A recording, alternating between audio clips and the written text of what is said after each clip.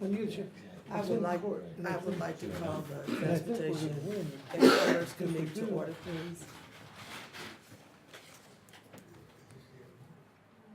Call the roll, please. Alderman Moore, Here.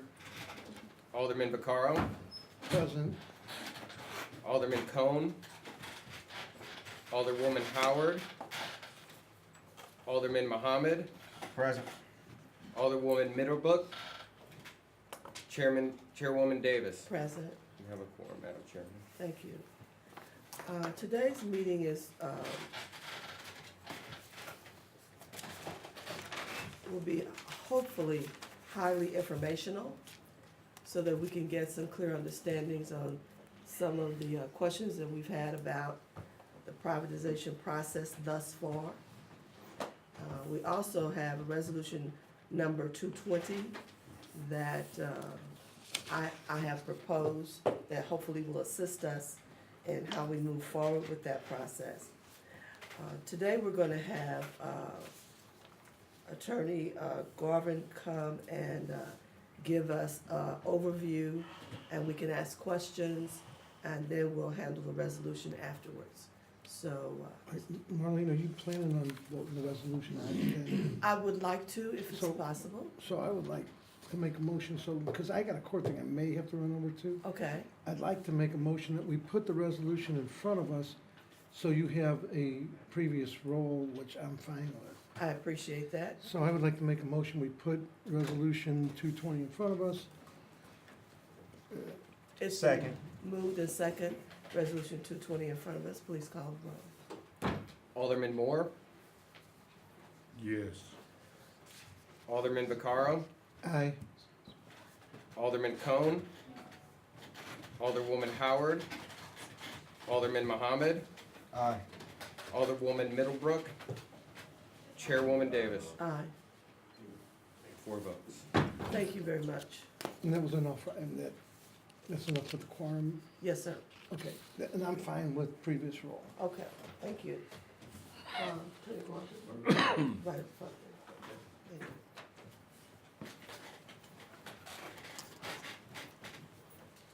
I sound horrible, but I have no more germs. God, I sound horrible.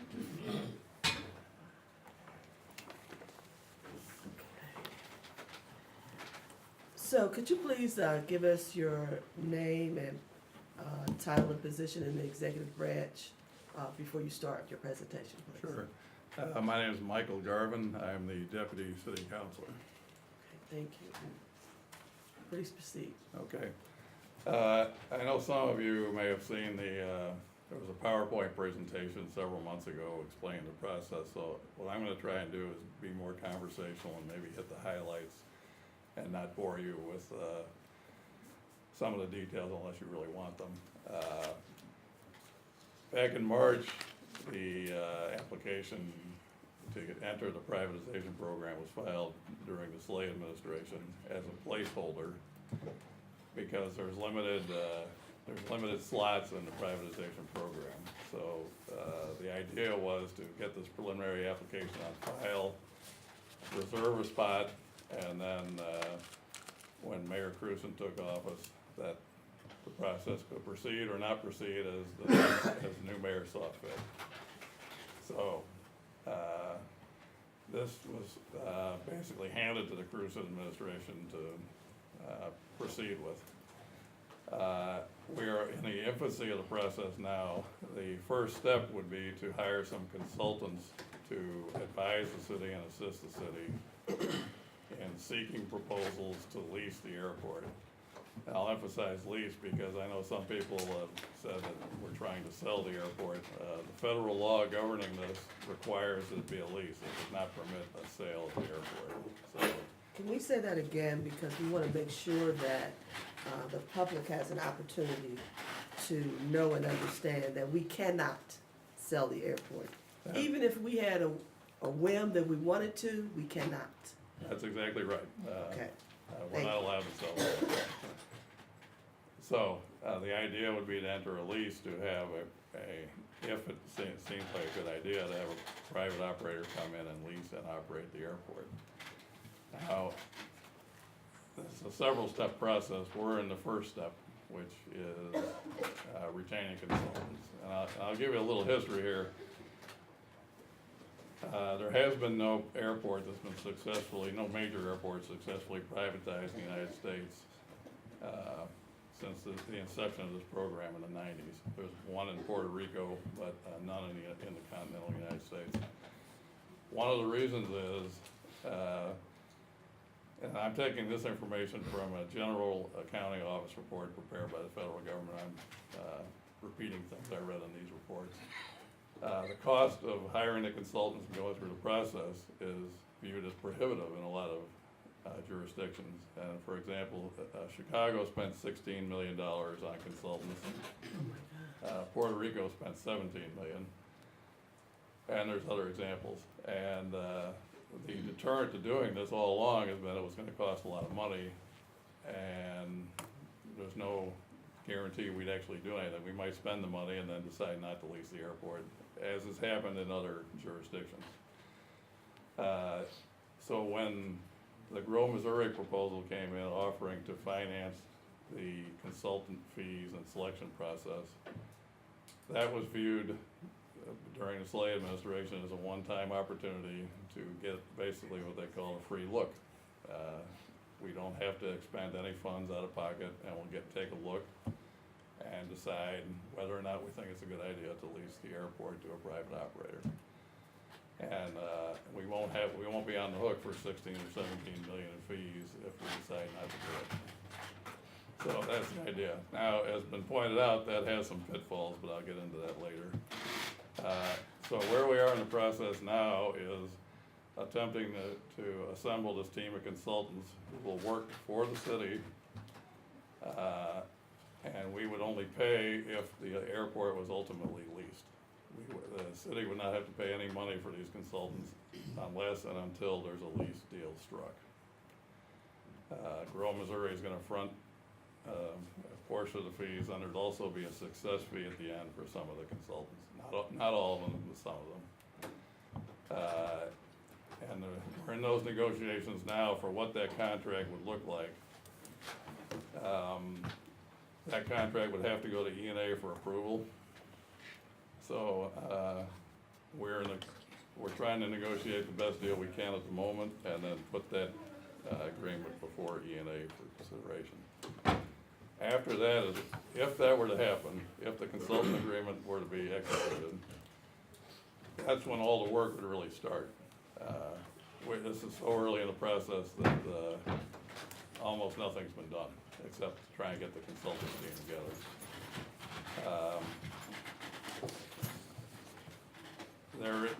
The truth is, nobody has any idea if this will make sense for the city. There is no way to predict how these offers will come in, what it will look like. If anyone tells you otherwise, I'll respectfully say they don't really know what they're talking about, because no one knows how this is gonna look. And we won't know unless we take a look at the proposals when they finally come in. So the initial decision would be whether to proceed on that basis. I've heard a couple of things. There were some concerns about employees' rights. If there were to be a lease down the road, what would happen? The federal law requires that all collective bargaining agreements remain in place once the lease is signed. You cannot terminate an existing collective bargaining agreement. As I mentioned earlier, the law requires this be a lease and not a sale. We cannot sell the airport. I'm trying to think of some of the other complaints or misconceptions I may have heard. This consulting contract, one thing I heard is there's a perception that if this consulting contract is signed, then the deal is done and we're leasing the airport. That's not the case. If this consulting agreement is signed, they will help us evaluate and assemble the information we need in order to make an intelligent decision on whether or not a lease makes any sense at all. As I said, as far as I can tell, among the people I've been working with the city, nobody really knows whether this will make any sense at all. And if history of other airports is any indication, no one's proceeded. Chicago did try to proceed. I will tell you, Chicago picked a proposal. signed them up and got $125 million deposit. And then the economy went bad in 2008, and the proposer forfeited their $125 million to Chicago. So they actually made out very well if you're just talking about money.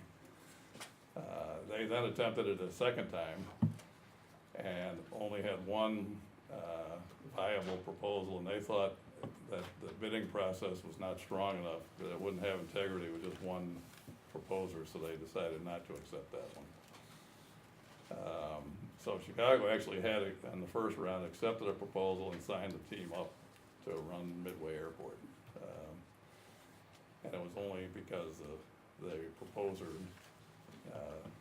didn't have the cash at closing that it didn't happen. So,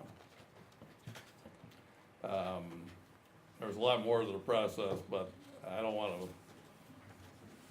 Am I giving you enough? I'll keep going if you want, but the overview is we're in the infancy of the process. And if the decision to hire consultants is it's really the first step. The preliminary application was a placeholder. This is the first step if you want to take the free look at whether or not the airport lease works. One other item I should mention, the selection committee did select the consulting team as the preferred team. We're now in the process of negotiating a contract with that team, what we think would be the best contract that we can negotiate. The negotiations, as all negotiations, are intended to be done somewhat privately, but we are working, the city council's office is working protections in for the city to assure that the advice it gets is the most objective it can obtain. There is some concern, not everyone, but a lot of people were concerned that because there's a success fee at the end for the consultants, that they would have an incentive to recommend that we proceed with a lease. And that's a legitimate concern. And we're cognizant of it, we're aware of it, and we're addressing it in the negotiations. But first, I'll say that the fact that there's an incentive for the consultants to recommend one thing or another is not uncommon in many types of transactions. One example would be a realtor who who lists your house, they want you to sell it. You're not gonna get completely objective advice, they want commission. In our bond transactions, often, the bond professionals are not paid unless the transaction closes. And we do have bond transactions that, for one reason or another, do not close, and they don't get paid. The key here is for the customer, meaning the city, to be aware of it, to be take whatever advice they need to take with a grain of salt, and make the best decision. Ultimately, if a lease deal was negotiated and evaluated, I don't think it'll be that difficult to evaluate whether or not it's good. There'll be the financial terms, which will be written in the document. It's not as simple as a basic lease transaction. There'll be a rent, there could be upfront payments, there could be all sorts of things, but it won't be hard to quantify the financial benefit of a lease. The federal law requires that any lease also include a capital improvement program specified in the lease that requires investment in capital improvements in the airport on a set schedule. The federal government will not approve a lease of an airport without that capital improvement plan in the lease. One other thing I should mention, this lease cannot happen until the Board of E&A approves it. Southwest Airlines approves it, the Board of Aldermen approves it, and the FAA approves it. There's multiple approval processes. Part of the plan would be to have regular community outreach groups and things like that to explain what's happening. But even if that weren't part of the plan, the FAA requires a 60-day public information comment period in addition to what we're gonna do anyway. So there will be a significant amount of that in the process. And I know it seems like there's been a lack of information, but the nature of these negotiations, and all negotiations, is you can't do them in public. We're going back and forth with Rural Missouri about terms and conditions and protections for the city. And it's proposal, and if everyone is in the press every time we say something, that would undermine our ability to negotiate a contract. So, while I apologize that you don't know every step of the negotiation process, part of that is necessary. But we also understand that that's not our role either as legislators. We don't negotiate contracts on behalf of the city of St. Louis. I will say your resolution, is fine. I mean, it's consistent with everything we're doing now, so. Okay. I want to go back to the beginning of all of this. There was a committee put together to review this whole process for selection of a team. And give us the makeup of the committee and who appointed those people. The selection committee for the consultant team, Yes. okay. That was organized by the city councilor's office because just on numbers, there's gonna be a lot of law firms will be a key player in the process, so we went through the city councilor's office. We did the ordinance 64102 selection process, which had one appointee from each of the Board of E&A members. The city councilor and I also are serving on that committee. So it's Jim Garavaglia from the comptroller's office, Linda Martinez from the mayor's office, and Tom Shepard from the president's office also serve with us. Okay. And that the committee was created like all selection committees. There was a notice sent to the Board of E&A members to appoint somebody. And then we posted all meetings as the sunshine law required. We had every meeting posted. But the meetings were private. No, partially private. When proposals are opened and discussed, those are done in closed session. Okay. The rest of the meetings were, all the other portions of the meetings were open. Okay. I can understand that part of it. Is there anything else that you think we need to know? Because I think there's gonna be a lot of questions. But is there anything else you think we need to know from your side of the process that you've been involved in thus far? I'm sure there's a lot, but maybe question and answers might get out. Yeah. Might get everything on the table. Okay, so let's start with Alderman Moore. You have questions? Yes. Tell me your position again, Deputy City Councilor. Deputy City Council. Who are these people that want this airport? And why are they so seemingly so desperate for a failed project? This seemed to me to be a failure from the start. The way you spoke of it, You mean a failure? What's the failed project? I'm sorry. I didn't- Puerto Rico, Chicago, Oh, I losing see. all that money, mean, that's why- failure. You mean, why might there be interest in doing Yeah, this? why are we so interested in, who are these people that's coming after this airport? It seems like it's somebody's friend that needed to make a lot of money. Well, we don't know who's gonna submit proposals yet, because we aren't close to doing that yet. But there Why are, are we pursuing this? why are we Period. pursuing it? Yeah, To see if we accept proposals, see what it looks like, and to see if it would benefit the city. And someone else is paying our consulting fees to do that. The who is idea that was, someone else? it's Grove, Missouri, offered to pay the consulting fees rather than have the city have to pay them. And that, Nice of them. well, I don't know if it's all altruistic, but it gave us a chance to get a free look rather than paying $16 million like the city of Chicago did to take a look. And right or wrong, the idea was, why don't we take advantage of this one-time opportunity to take a free look at the possibility? We don't have to But I'm do gonna it. cut you off, it's a one-time opportunity, it's failed in Puerto Rico and Chicago lost a lot of money, so why are we dibbling and dabbling about it? With our airport, we only have the arch and the airport, the two A's. Well, I don't know, actually, I don't know if it failed in Puerto Rico. They actually did privatize the Puerto Rico airport. It don't does it still exist? far as I know, unless the hurricane wiped it out, but, I don't, I don't know. Their benefit, Chicago did not lose money, they actually made a lot of money on it, even though they did not privatize, because the proposer put up a $125 million deposit and then did not close, so Chicago kept that $125 million. So Chicago actually, just in strict financial terms, did and how fine. many airports are there in this country?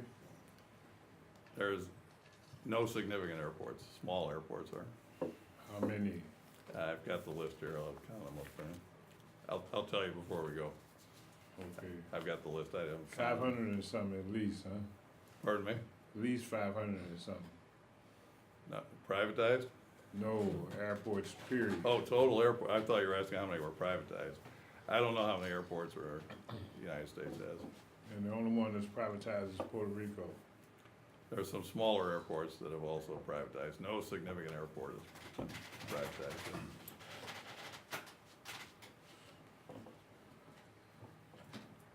That's all I have for now. I just think it's a travesty that we're trying to dump an airport, even suggesting to outsource. And to me, we have a great management team with Rhonda and her crew. And it seemed to me that's a slap in the face to even attempt to privatize this airport. And we have a management team that's managing the airport, seemingly doing a great job. And we talk about privatizing something. I think it's just it's a personal issue. That's just my opinion. Well, I can only tell you my opinion. In my years of working here, I agree that the airport director is outstanding and has done an outstanding job. I wouldn't argue with that. That's all I have for right now. All I right, think so, it's a slap in the face to Rhonda. okay, thank you. Alderman Vacara. So, a couple things. One, you talk about project labor agreement. Is that gonna run the full length of any lease? And that could be a 50-year lease. Are they gonna agree to have union, professional people? And what about all the workers from the city that are there now, that'll no longer be city workers? There's three different things there. The city workers and future union negotiations, we can incorporate in any proposal. Those are discussions we might have at a future date. What I was saying about existing collective bargaining agreements, they cannot be terminated as a result of a lease. So anything already in place remains in place. Future employee relations are something that would be on the negotiating table when we're negotiating with a potential tenant. Right, so, the other thing that bothers me, when we did the football stadium, and I was on the Ways and Means Committee, and we were getting stuff, only seemed like as needed, but the press would get it before we'd get it, and people would call us up and yell at us, going, why is this happening, why is that happening? And we looked pretty smart by going, no idea. And I don't like the fact that you're saying, well, there's stuff that you don't really need to know, because it could screw things up, but we'll tell you when you need to know. Yet, we're the governing body, no matter what you think, we're the governing body. We're the ones that are gonna make the decision, and I am not gonna be in that same place we were last time with the stadium, where the newspaper and other people are getting stuff, and then people are saying, you know, well, you've changed this well, it was different. We would get one thing, we'd read in the morning in a meeting, 3 hours later, we'd have something different in front of us. And if there isn't people on this board that are in those meetings and up to date and informed, I'm not gonna sit back and do that, you know, sit there and say, because even my understanding on the selection committee, that the president of the board's office told them they cannot make that meeting, and they scheduled that meeting that day, and that Darlene's office abstained. So the only 3 picks were basically out of the mayor's office. So they picked that selection committee, and I think that's where you're running into a lot of issues. But, I'm fine with the selection process. I'm not gonna be fine with we'll let you know And we, because, again, I'm not gonna go back through that same thing. We're either gonna be involved on every step, or at least somebody in this committee better be, and the committee better be notified of every step, or I can tell you right now, I won't support it even if it's the best deal on the planet, because I'm not gonna be put in that position where we have to answer our constituents. You don't have to, we do. And I can tell you right now, our constituents are not really thrilled with this. Was 2 years ago, the water department, again, I sat on that, and we were getting information somewhat after the press, because then we'd sit there and go, well, our constituents would call and say, well, we saw this in the paper. And we got the answer, and you were there at the time, of, well, I isn't an answer. I wanna be a part of the process. And if we can't be, then we might as well stop the discussions now. Well, I agree you should be part of the process. I'm not saying you shouldn't. Well, you did say we should. Well, that comment was just when two parties are negotiating a contract, when the attorneys for the two parties are negotiating, you don't necessarily want each proposal, counter proposal broadcast, because that's a deterrent to open and frank negotiations. So you're telling me that this board's not capable of, because again, we were told that in the football thing. And it kept changing every hour, 2 hours, and the press was getting it every hour, 2 hours. We were just getting calls from our constituents. Somebody on this board, I don't care if Marlene picks a committee of a couple, but some people on this board need to be sitting there and listening to that. And that I needs to would be- actually, personally, I would welcome that on that. I was going to suggest that actually, that the chairman of the transportation committee or some other I think it's- designee from the board participate in these discussions, once we get going. That would be fine with me. You do have to sometimes balance the need for confidentiality with involvement in openness. But the way this is supposed to run, once we get the consulting in place, is there's going to be significant outreach effort to inform everybody about the plan, what's going on, the process, and try to address some of the concerns that you've heard from your constituents. That we shouldn't have had to hear from our constituents. Anyway, I'm done, but that's my issue with all this. Okay. Alderman Cohen? Thank you, Madam Chair. Thank you for spending the morning with us here, Mike. It's always a pleasure. Indeed, it always is. So I want to echo some of the concerns that, the alderman from the 23rd brought up. So when you say, that collective bargaining agreements are going to remain in place under federal law, how does that apply to new hires? So if they started to, subcontract out work at the airport and bring in other people to basically replace the city employees or employees that were grandfathered in underneath the existing contract or agreement, Your I mean, there's question ways is- around, does this, there's workarounds to everything once it's out of the hands of the city.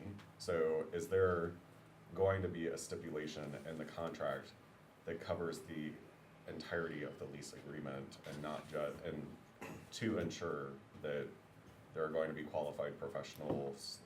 That's a negotiating point. What the federal law requires is the existing collective bargaining agreements remain in place and in effect. To the extent that employees covered With by the those. employees that are currently there but what about potential new hires Well, if they become or outsourcing? a new hire who's in the collective bargaining unit and when he's hired, becomes subject to those contract terms, would be covered by the contract until the contract expires. But if they outsourced it, then that person wouldn't be covered underneath the collective So bargaining. if they hire a private contractor, those employees. So Can I right now, comment on if that? someone's working on the baggage claim, they're a member of, Labor's Local 110, whoever, so they decide new hires going forward that work on baggage claims are going to be hired by company ABC. And so would that, company ABC then be subject to the same collective bargaining agreement that the person who is leasing the airport is subject to? I haven't looked at that specific issue, probably not though, I would say, and that would be something that you would negotiate. I want to comment on it. That would be something you negotiate in the lease, how to address the labor concerns. That's a negotiating point. So, similarly with the labor situation, the airport currently, is subject to minority participation arrangements. Are those covered underneath federal law, or, is that Yes. another negotiation issue? No, that'll be a requirement of the city contract. Okay, and so the kind of second part to, minority participation is the airport currently monitors and certifies minority participation businesses for the city. So the office, the NBEWE office is actually housed at the airport and paid for by the airport. Correct. So we would have to change that.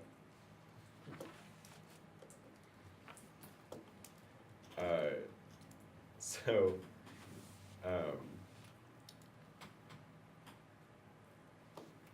I keep hearing also the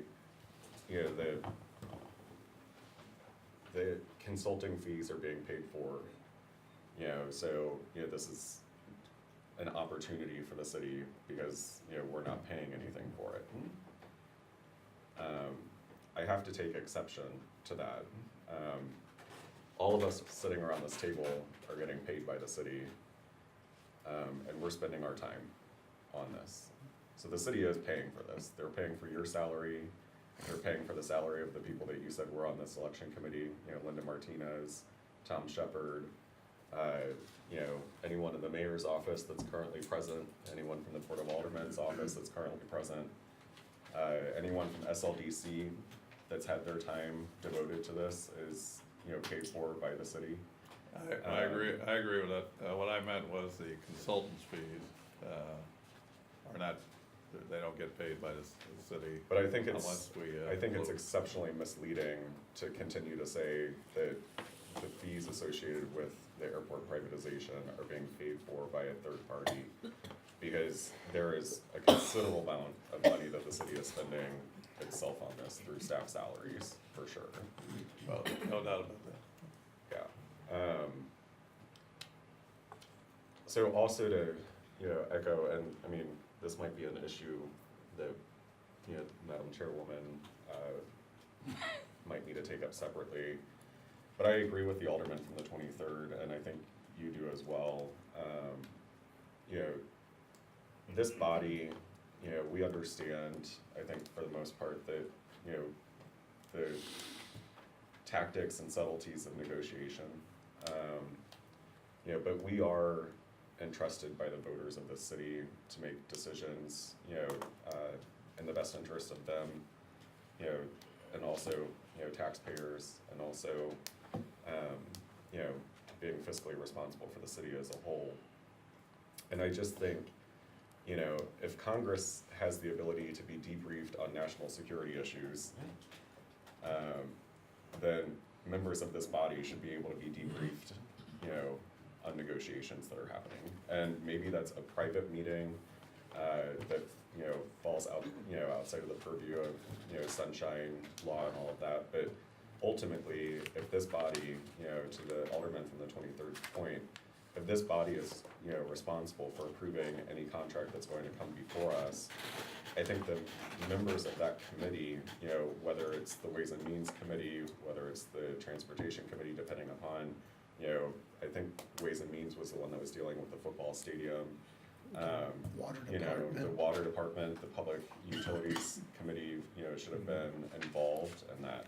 And I find it peculiar that we operate in these silos, and then it comes over to the Board of Aldermen after the fact, when I think that there should be a level of trust placed. Certainly the voters place their trust in us to do our jobs down here. I would think that whomever the administration is, I'm not trying to label any one administration, there's obviously been multiple at this point in time where this has happened. But I think that, you know, any administration and anyone who's sitting in that city councilor's seat, you know, while they're negotiating on behalf of the city, should also be collaborating with those that, you know, the voters have entrusted to make those decisions as well. You make good points there, and I agree with you. I think I would welcome if. I don't know if it's this committee or a subcommittee or, you know, the chairwoman. I think that that's, you know, a conversation that the, you know, chair and, you know, maybe members of the committee should have, you know, but I think that it's imperative, you know, moving forward, that there is participation from the Board of Aldermen in these types of arrangements. I won't argue with you. I agree with you. Cool. Can I make That's one? half the battle. All right.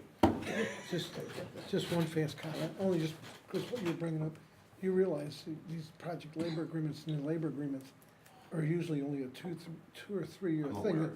So, I mean, they're gonna die in 2 years, it's not, that's why I was asking, will they make them the length of the, but, so I thought you might know, but I thought, just for the sake of whatever, they don't go forever. We're on the same page. I'm finished You for now. done? Yes, Thanks. thank you, Madam Chair. Alderwoman Howard. Thank you, Madam Chair. I appreciate Mr. Garvin coming and sitting before us, as well as all the other people here. And first, let me apologize for my tardiness today. And I have a question that maybe you covered before I entered the room. At this point, has the Board of E&A decided to accept the contract proposed by Gromo? No.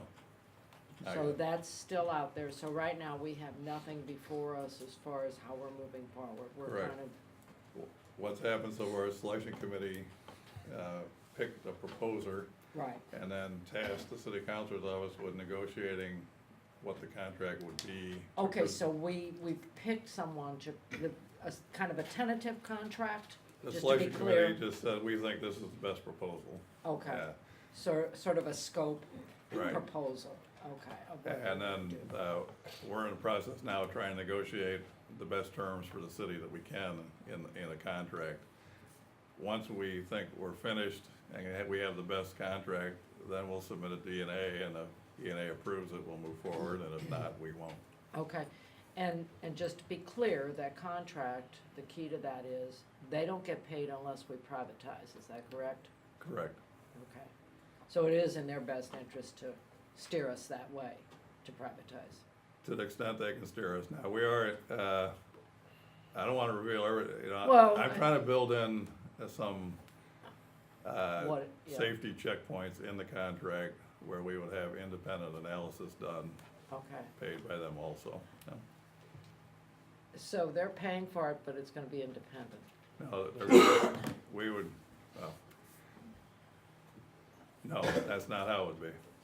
When you see it, this is what this is one of the negotiating things, is, we're close, we've agreed on the essential terms of some things that provide the city protections, Okay, but we haven't finished it yet, and that's an example of how I don't want to publicize too reveal many things. the good negotiations, I get it.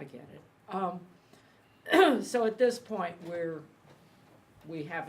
not moving forward, we're just at a point where we're negotiating a contract for them to assess the airport and what it could possibly bring us by privatization monetarily. It would also increase some of the amenities at the airport, maybe provide international flights. Those are all the things, I guess, that are gonna be part of this That's on the- study. Those are on the wish list, yes. Okay, And okay. there would have to be a capital improvement program for the Okay. airport. But I mean, I'm sure the list is long and rigorous as far as what information they're gonna ascertain, or we hope to glean from this, correct? Yeah, yes. Okay, so if they go through all this and they gather all this information, which could help if we decide not, will we have access? Will that information be ours? Are they gonna have proprietary rights over that information? And when they finish and we say no, They walk out, got the information, and we're just back to square one. We're building it into the contract that the city gets everything. Okay, okay, that's important, because I think that if we're going through this and we're, you know, stirring up the beehive of privatization, or we're not selling the airport, just to be clear, to reiterate that we have access to that information, and that if we decide that we do not, that's not a benefit for the city and the citizens of St. Louis, that we have information that we can possibly act upon and make the airport all that it can be. That is how it works, yes. We will have access to all the information. Okay, all right. And then one more question, and I know you're in the negotiating phase, and this hasn't been set in stone, but will the unions have a seat at the table if there is a decision to move forward? If there's a decision to move forward in seeking proposals, No, if you, you know, this contract's solidified, ENA approves it, will the unions, or representative from the unions that are at the airport, have a seat at the table in this process? in parts of the process, yes. There's parts that wouldn't. Right, We but I wouldn't mean, know, if you're yes. talking labor, would Yes. they have a seat Yes. in that negotiating process going forward? They would certainly have a voice, yes. I think that's very important, okay. Madam Chair, that's all. All right, thank you. Alderman Muhammad? Thank you, Madam Chairwoman.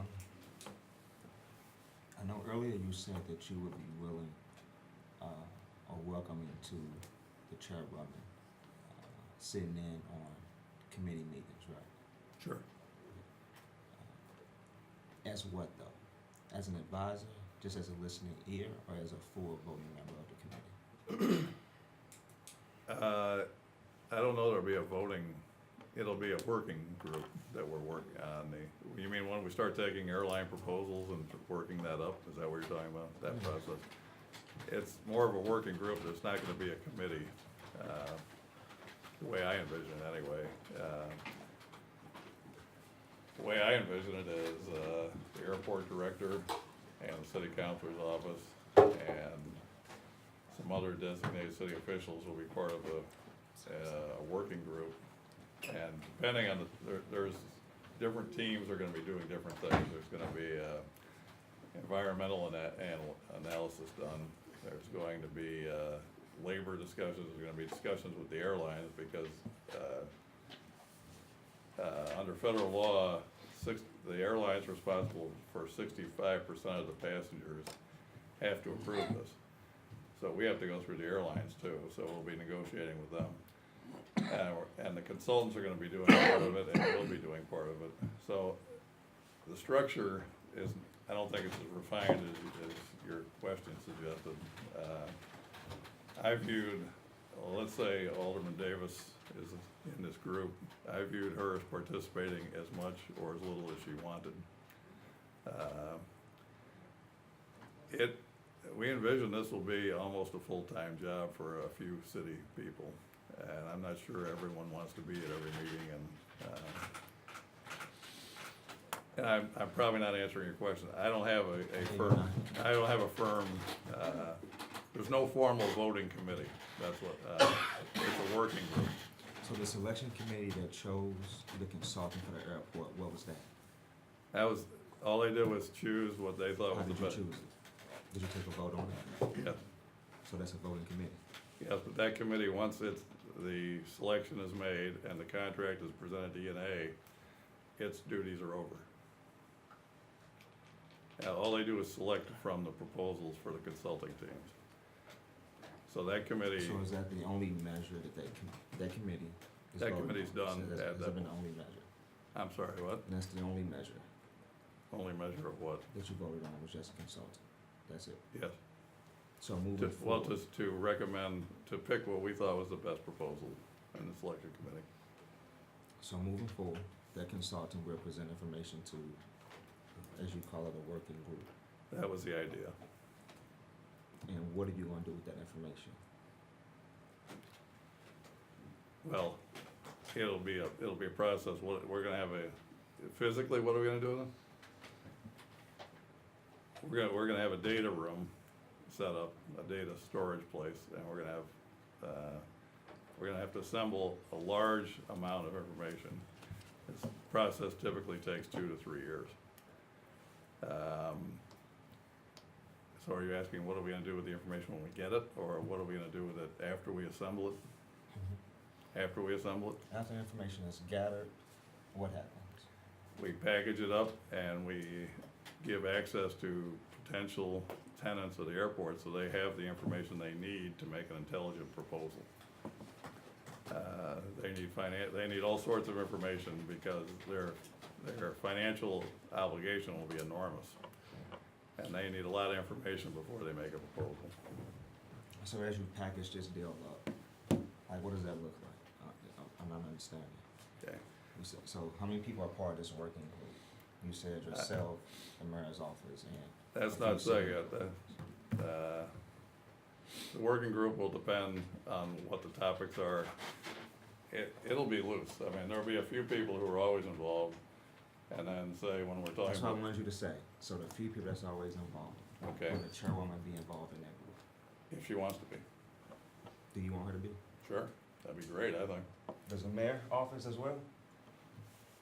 Does the mayor's office welcome the chairwoman of transportation to be a part of this working group or committee? There could be multiple teams, as Garvin said, and I think that there's major places that yes. Before you say that, he also said it's an intimate group that's more focused. Will the chairwoman of this committee be welcomed on that intimate working group? Yes. I have no further questions, Madam Chair. Thank you, sir. Alderwoman Middlebrook. I have no question. I have one follow-up if I could. Beg pardon? I have a follow-up question if I could. Go right ahead. So, right now you're negotiating with the team that the selection committee that is gonna recommend the group for the airport, right? Yes. Will that, after you're done negotiating it, you put it all together, you're saying it's going in front of E&A, is it gonna come in front of us also? The board, no. So whatever they negotiate, we don't, so if they negotiate whatever in that contract with that committee, whatever that committee chooses does not come back in front of us. So, and again, that's always been my promise, because we're gonna be the ones that people are gonna say, well, I hear that these guys negotiated that this thing's gonna go for 700 years, and that, you know, I'm just saying, well, Madam Chair, it doesn't come, may I? it doesn't come back in front of us. The And that's- contract, once it's signed, will be a public document. I understand, but we don't have a say in what's gonna be in that document. It's not gonna come back in front of us. So no matter what is negotiated, we're out of the picture. And- Just bring a and- little clarity. The only thing that's being done right now is a contract is being drafted Right, in order to employ right, the group that was selected. I understand, but I think But we should when we have a get to say. the point, if we ever get to the point of having a discussion to privatize, that final decision will come No, before the and- Board of Aldermen. And I understand that, I'm just Yeah. talking about the negotiations that go with the company. I know they say they're gonna pay 100% of all the costs. But what if during these negotiations, they say, well, if this doesn't go through, you have to cover something? We don't, in other words, that doesn't come back to The us. contract that is being drafted, I understand. And that, I pray and I also trust that the qualified lawyers that we have will make sure that the city is protected. okay, but Plus, my can I argument, add to well, let me that? just finish it, please.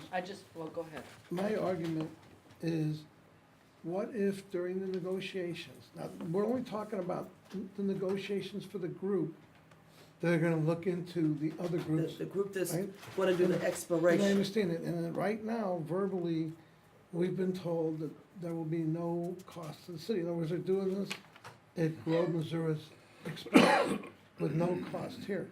But what if in the negotiations that are not gonna come back here, what if in the negotiations, they say, and the city agrees, because we're not in that group, and that group agrees that, well, we will pay something, that doesn't come back here, and they can do that in the negotiations, that's what I don't know if you're following what I'm saying. I'm really not. That would Okay, require an so- appropriation. So the group, so the Yeah. group that's Yeah. doing, that they're negotiating with, say they're negotiating with me on that group.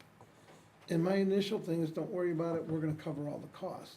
But in the negotiations, I say, well, now, there's gonna be some costs that I feel you should pick up, and the city agrees and says, well, you're right. We'll go ahead and pick those certain costs up. That doesn't come back to this committee, it goes to E&A. I would like to see that, I felt it would be appropriate for that to come back to our committee to make sure that everything that was negotiated with the group that's going out, if you're following what I'm saying, that everything that they're telling us is factual. So the contract is going before the Board of E&A. Right, but The when, Board of E&A, we have representation from the President of the Board of Aldermen.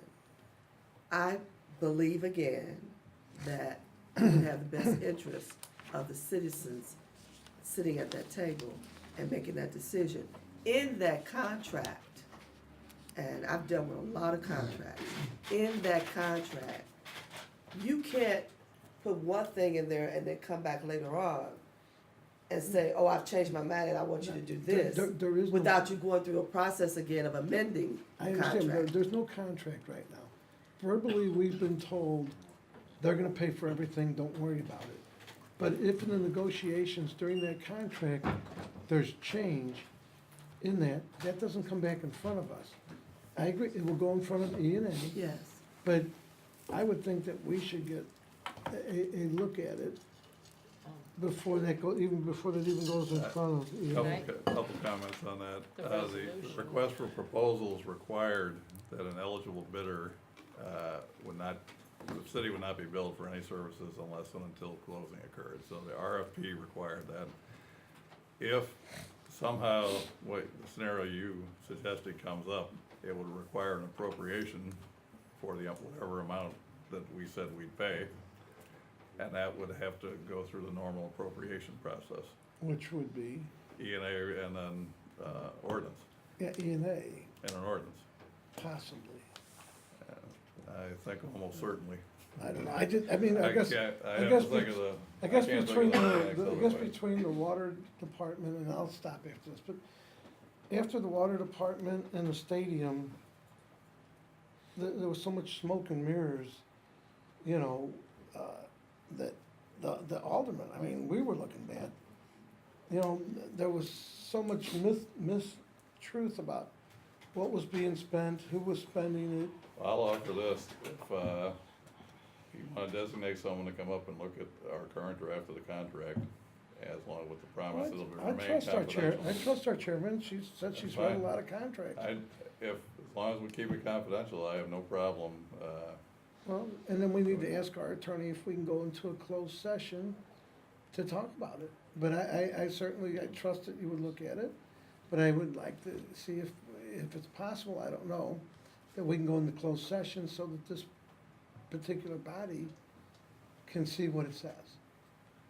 So when you get to that point where you believe you're finalizing it, can that happen? Julian, you have a closed session with the full committee? well, this committee here, I mean, we fit in a room. This committee, yeah. Right, now that would be privileged and it would be confidential. The only potential drawback would be if, one member of the committee decided to, See, I personally wouldn't do that because when you're dealing with contracts and people choose to put things out publicly and then choose to also change it, it's not factual, you have now created, what I consider Distrust. total distrust for this board, just because someone wants to. right, And so I can't stop anybody if there's a room full of people and we go into closed session. I can't stop anybody from publicizing. Well, I would be willing to sign a That disclosure doesn't mean anything in agreement. this world of today. Can I say something? I'm sorry. Madam Chair. We have, oh, I Alderman Moore, I'll get right back to you. Okay. Alderman Howard. I guess I would like to come back to the reason we're here is resolution 220. Right, we have it before us, Which- yeah. Which tells us that they will be reporting to this committee every 60 days as well as the airport commission. And I would like to trust that any of these things that the Alderman Vaccaro is referring to would be brought before us in an Absolutely. update. And I think that's, trying to steer back to why we're here is to approve this resolution Well, and actually, to, when we were here Okay, earlier. hold on a minute. Okay, but and before to you make got there- sure that we agree upon this and that the city councilor's office sees this just and legal and that we will be kept informed in the process. but And I think that's why we're here, is that correct, Yes, Madam ma'am, Chairman? this resolution is before us, and we And- will be voting on this resolution. And I just wanna make sure that's Absolutely. it provides safeguards for communication and knowing what is going on along the way. Yes, So I kinda wonder if the question you're asking isn't covered in here. I believe it is, but I understand his I- concerns. I'd like But to I see- believe it is, and we're gonna, when I get my chance to ask some questions, I'm gonna drill down on this a little bit. Alderman Moore? Once E&A make their decision, we can amend the contract, can we? Once they make their decision, and Lewis is our representative, the president of the board of aldermen, he's our representative for the aldermen. We can make any changes to that contract. No, you wouldn't want to. I mean, we might want to, but we can't. Right. One of the things I did sit in on the last two meetings that they had, and I heard, in the first meeting, I heard Tom Shepard make some recommendations. And in both meetings, I heard the comptroller's office make a number of recommendations. And in the second meeting, I saw that you had incorporated those recommendations. So they are having their, putting Yeah, it. but what Joe is saying, when it come to us, we have no way of amending that contract. That contract is, once E&A accept it, Technically, that's not our role as legislators. And remember that our structure is set up for E&A to handle those things. And so we have our president that's sitting there who represents us, okay? I'm saying. That's just like if our citizens decided that everything that we did here, they had to vote on it. Well, that means that they don't trust us, and there's no reason for us to be here. Madam If Chair, they're- lady, so that's I what I'm understand that. I thinking. know you mother me, I do, but I I do. understand what you're saying. okay? Okay. All righty. So we're, I think we can be okay with that part of it. I want to quickly just refer to a couple of things before I open it up to other questions, other persons having questions. For me, in this process, it's really critical that we have as much open communication that is allowed in order to have a good legal process. And I say it that way because I've outsourced before. I've fired the outsource before.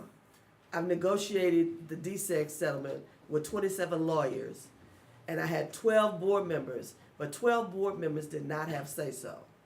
I consulted with the board members, but every day and night, my lawyer was calling me to ask me my opinion in the negotiations. So you can't have this open, free-for-all, everybody got something to say in a legal process, number one. And then secondly, you want to make sure the line of communication is has a flow that makes sense.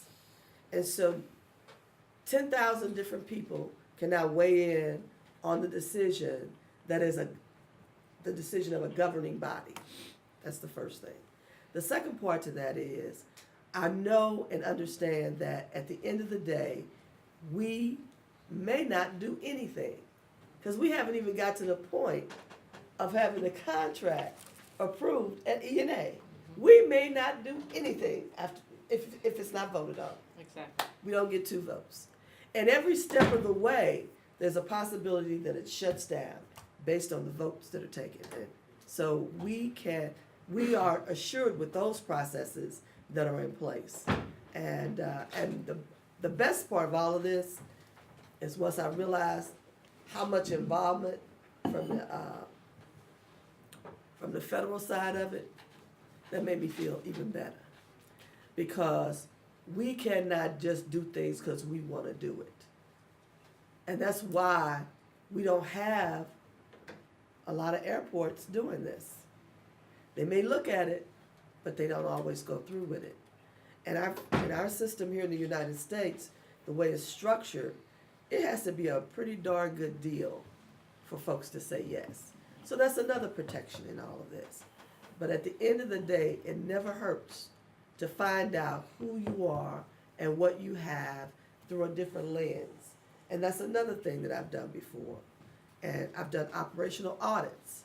So I knew every toilet paper roll, every window that needed to be repaired, every employee's status, whether or not they were a good employee or a bad employee, met with every union body, every classified group.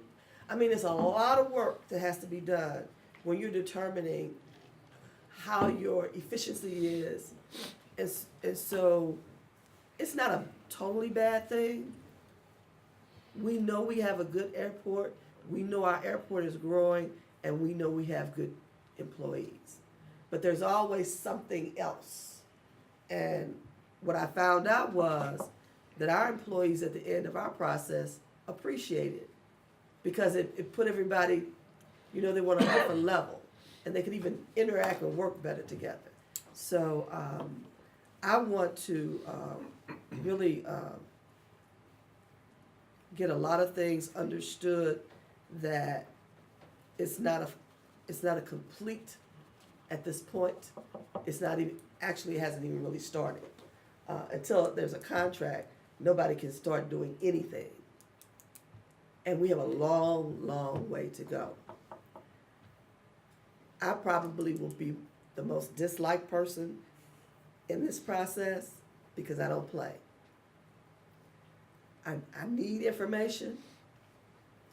I need to have total understanding because I am not going to be the one standing out there with my constituency and they don't know, understand, and feel comfortable. It is not going to happen on my watch. And I will stay up all day and all night and be ahead of you in the game, so know that. I saw some other alderpersons. I want to know, do they have any questions? Alderwoman Green. Thank you. Couple of questions here. Can you tell me, who was it who put together the application to the FAA? Which individuals? Yes. I'm not sure. Do you know what entity? Not specifically, no. Do you know who paid for the work that went into the FAA application? No. Okay. Do you know who put together the RFP For this for consulting this group? consulting group? City Councilor's office, and it was, I'm sure, reviewed by others. But we were primarily involved. I know the mayor's office was. Was Grow, Missouri involved in that, Not to my knowledge. or any of their entities? Not to my knowledge, no. I think it was all city. Okay. In terms of what has been Grow Missouri's, involvement in the process since the beginning? Or any of, not just Grow, but any Rex related entity? They helped put the application together. Okay. And made the arrangements with the various players who put it together, and including the law firm in Washington that the city ultimately retained to go to the FAA. My involvement was late in the game. I went to the meeting with the FAA in Washington, but the application had been largely put together by the mayor's staff and others, and I don't know who else was involved. Okay.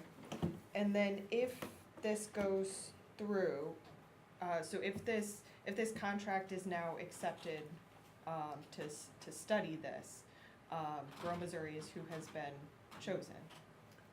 They're in the group, yes. And what has their background been in studying airport privatization? I don't think they had much. Okay. what has been the background of, the financiers, so I'm gonna say Rexingfield of Grow, Missouri, in, what is their viewpoint been toward privatization in the past? If you look at his think tanks and, Well, I have assumptions, but I don't know. okay. I guess what I'm getting at here is there, especially the way that the RFP is currently written, while I appreciate bringing more transparency into the process with this, I think we've started out flawed from the beginning, and that the RFP is flawed. And if we're actually going to get a real study, we need to have a different RFP. And I think that is my concern with this process, that anything that we have that comes out of this, we know that, you know, Rex's other entities like Better Together has been highly scrutinized by some of our universities in this city for not using real research methods.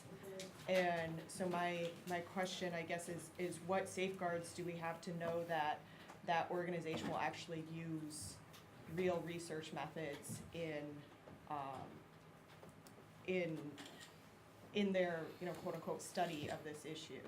Well, the way it's envisioned now, they're not going to be doing research for us. We have separate consultants for the various areas of expertise that are not Sinkville entities.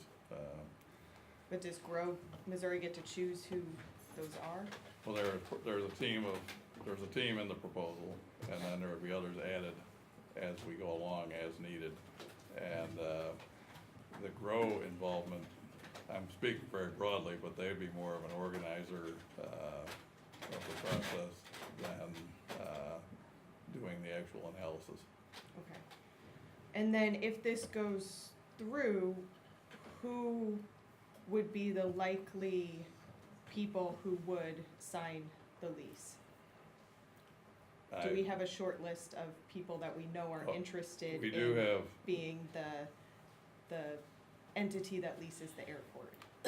there are entities we know are interested, yes. I don't know if there's a short list. I think there's going to be some that appear that we didn't expect. Okay. But yeah, it's out there. There are some who are already showing interest, yes. And is Rexingfield and Grow Missouri one of those entities? No, they're actually going, in the contract we're preparing, they're going to be prohibited from realizing any financial part of the transaction at all. Okay, so Grow is, but if they created a separate entity, All of the entities, yeah. any entity right. related to Rexingfield would not be able to Correct. purchase it. Okay, that is good to know. They're not purchasing. Not first, So- but even, So let's actually dive into that a little bit. So Chicago didn't technically sell their parking division, but for all intents and purposes, they sold their parking division, because they lost control of it for 70 years. So, we can say that, we can spin this, that we are leasing it. But the fact of the matter is, if we lose control and we no longer have the ability to dictate what happens there, because we have a third party who is doing that, for all intents and purposes, it is sold. I disagree with that. Okay. There's all sorts of steps they have to take, like the capital improvement program I mentioned is one example. If they don't meet it, they're in default and they lose the lease. Okay. So they're not, there's gonna be all sorts of performance measures built into the lease. If they don't perform, they're out. And that's not only what we're gonna do, that's an FAA requirement. And for how many years do you anticipate this lease being? I don't have an anticipation. I've heard Okay. 30 to 40, but Okay. that's just talk at this point. So, We're a so- generation, this is a decision that we may not be able to go back on for a generation. That's we're in the infancy. I don't know what the Okay. term of the lease is. Okay. Thank you. Those are all of my questions. Sure. Madam Okay. Chair Lady, Yes, are sir. we gonna vote on this? On our resolution? Yes. Okay, yes, sir, we will. I have, Good. Oh, all right. You okay? All right. I said it earlier, I don't know if all the aldermen here, this resolution is fine with it. This is consistent with everything we've already been discussing, so, So the inclusion that is suggested in resolution number 220, we tried to cover everything at every step of the process. And we also wanted to make sure that the public had an opportunity to know and understand what's going on as well. And so, can you just talk a little bit more about how the structure is gonna be set up for public information? part of the request for proposals required that they delegate people to do the public outreach, public information, and things like that. So, well, we're not to that point yet because we haven't signed them up. But Right. the way it's envisioned, they're weekly or more meetings with different groups to fill them in on how the process will work. Initially, all we can tell them is, here's how the process is designed to work. As we go forward with more details, we can provide details that evolve during the process. So I think there's gonna be various steps in the public information, and how it's distributed. If we get to the point, there will be public meetings and input regarding how to use any funds we might derive if we get to that point. How to use the money that we might derive from a lease. We don't know that that's way down the road though. Yeah. The other thing too is I know that a lot of people like information online, and so we're gonna have information online to make sure that people have easy access. And then we'll also have the opportunity for this committee to get information on a regular basis. Yes. I said if you or someone other designee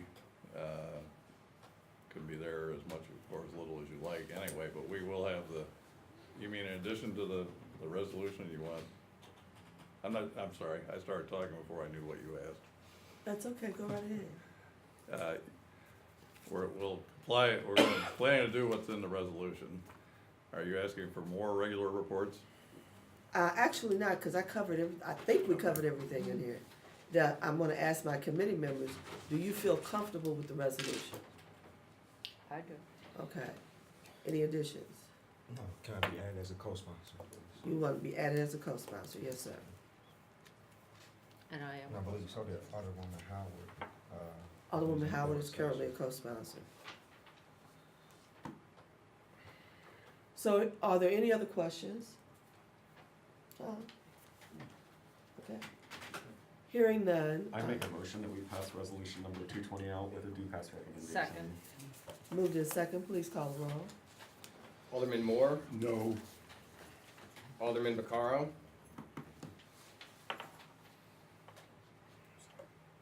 Alderman Cone, Aye. Alderwoman Howard, Aye. Alderman Muhammad, Aye. Alderwoman Middlebrook, Aye. Chairwoman Davis. Aye. You have 5 aye votes. Thank you very much. So resolution number 220 has been passed. We will move forward, I hope in cooperation and communication processes will be more open. I also wanted to share with you, you had asked for the average weekday boardings for Metrolink, and so they sent that data to you. I want to make sure everybody got it. They pass this down. Okay. Did you vote? We did just vote. Well, I would like to, I had to step out from it, I'm monitoring a court case. Can I Okay. be added as a yes? Yes. Okay. I got a court case going on across the street, and I thought this was important, so I got somebody sitting over there, and I'm Yes, sir. having to keep going in and out. Okay. So we voted on 180, Yes, sir, we voted on the resolution, yes. Okay, and I'd like to make sure that I'm added to that. All right, I appreciate that, thank you. I also want to share with you that the next part of our information session, we're gonna learn a little bit more about the unions that are involved in the airport. So I'm gonna ask for some union leadership to come and speak with us. And I'll continue to do those things so that we are extremely informed. We will not be in the dark when information is presented to us. I will make myself available anytime you need me. Just let me know. But I think that as we move forward, we can continue to look at this and also share our thoughts. I think that's important. We don't need to wait for someone to come and ask you anything. Share your thoughts about things. Again, we'll wait to see if we get a vote to move forward at E&A. If not, that will be the end of this discussion. Thank you. Thank you. Meeting adjourned. Thank you. So, John, so, there was